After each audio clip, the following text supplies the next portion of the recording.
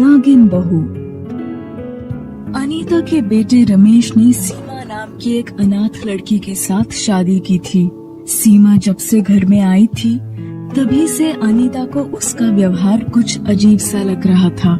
इसके साथ ही उसे घर में नाग भी नजर आने लगे थे। कुछ दिनों से घर में नाग नजर आ रहे हैं। दिखाई देकर अचानक ही आंखों से ओझल हो जाते हैं। पता नहीं ये सच है या मेरा भ्रम। एक रात रमेश घर पर नहीं होता।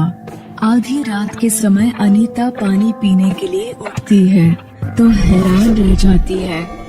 हाय राम, ये क्या? सीमा बहू तो नागिन है, नागिन। अब क्या होगा? अगले दिन सुबह उठकर सीमा अनीता के लिए चाय लेकर आती है तो अनीता उसे हैरानी से देखते हुए पूछती है, कौन हो तुम? माँ जी, ये आप क्या कह रही है? मैं आपकी बहू हूँ। और कौन हूँ? बहू तो जरूर हो, पर नागिन बहू हो। क्यों? मैं सच कह रही हूँ ना? ये सुनकर सीमा रोने लगती है और रोते रोते अनीता से विनती करती है, हाँ माँ जी, मैं एक इच्छाधारी नागिन हूँ, मगर ये बात आप किसी को भी मत बताना प्लीज। शाखा पर विचरण कर रहे थे कि तभी अचानक, अरे हवन कुंड में नाग गिर गया, घोर पाप हो गया, घोर पाप। ये तो अग्नि में जलकर भस्म हो गया गुरुदेव। हाय हाय, ये क्या हुआ? मेरा पति तो अग्नि में गिरकर भस्म हो गया। मुझे मेरा पति चाहिए, मुझे मेरा पति वापस दो ऋषिगण। नागिन को इस तरह विलाप करते देख ऋषि श्रीधर को उस पर तरस आ जाता है और वो नागिन से कहता है, तेरे पति की मृत्यु हमारे कारण नहीं हुई है नागिन। अब हम इसे जिंदा तो नहीं कर सकते, मगर इसके अगले जन्म में तुम दोनों का मिलन अवश्य करा सकते हैं। वो कैसे ऋषि महाराज? इसका अगला जन्म एक मनुष्य के रूप में होगा और हम तुम्हें ऐसा वरदान देंगे कि तुम इसे देखते ही पहचान लोगी और ये भी तुम्हें देखते ही तुम पर मोहित हो जाएगा। अगर ये नहीं मिला तो?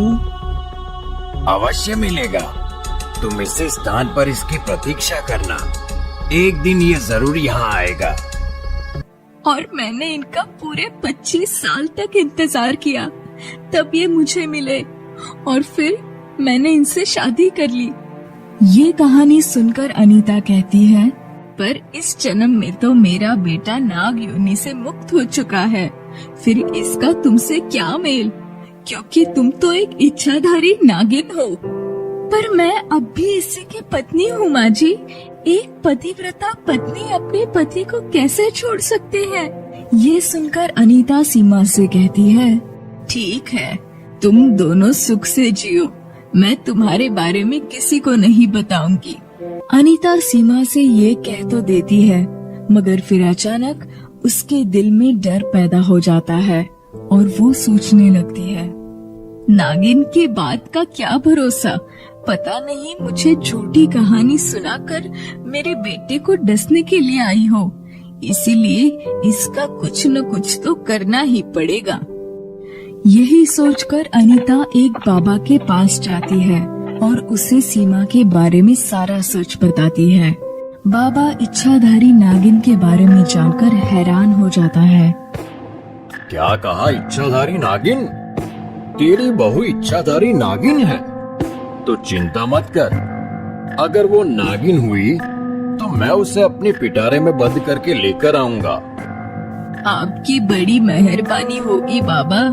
अगले ही दिन बाबा अनीता के घर पहुंच जाता है और सीमा को देखते ही कहता है, मिल गई, मिल गई, मुझे मणि वाली इच्छाधारी नागिन मिल गई। मुझ पर दया कर बाबा, मुझे मेरे पति से अलग मत कर।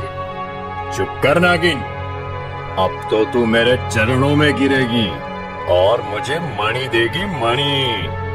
ये कहकर बाबा बीन बजाने लगता है और देखते ही देखते सीमा के चेहरे का रंग उड़ने लगता है। वो एक औरत से नागिन बनने ही वाली होती है कि तभी वहाँ दिनेश आ जाता है। माँ, ये सब क्या हो रहा है? ये बाबा घर में क्या कर रहा है? नागिन पकड़ रहा हूँ, नागिन। तेरी पत्नी इच्छाधारी नागिन है बेटा। चुप करो बाबा, ये क्या बक रहे हो? अगर हम झूठ बोल रहे हैं तो इसी से पूछ लो सच क्या है। दिनेश इस बारे में सीमा से बात करता है तो वो उसे शुरू से आखिर तक सब सच सच बता देती है और फिर दिनेश अपनी माँ से कहता है, माँ, आपको इस बेचारी पर इस तरह अत्याचार नहीं करना चाहिए था।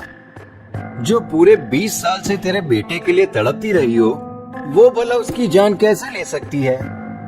मैं डर गई थी बेटा और इसीलिए बाबा को घर बुला लाई। अनीता की बात सुनने के बाद दिनेश बाबा की तरफ मुड़ता है। और बाबा, तुम्हें एक महात्मा होते हुए भी इस बेचारी पर तरस नहीं आया? तुम कैसे महात्मा हो जो किसी का दुख समझने की बजाय उस पर जुल्म ढाने लगे? डूब मरो। ये कहकर दिनेश की आंखें नम हो जाती है और इसके साथ ही बाबा को भी अपनी गलती का एहसास हो जाता है।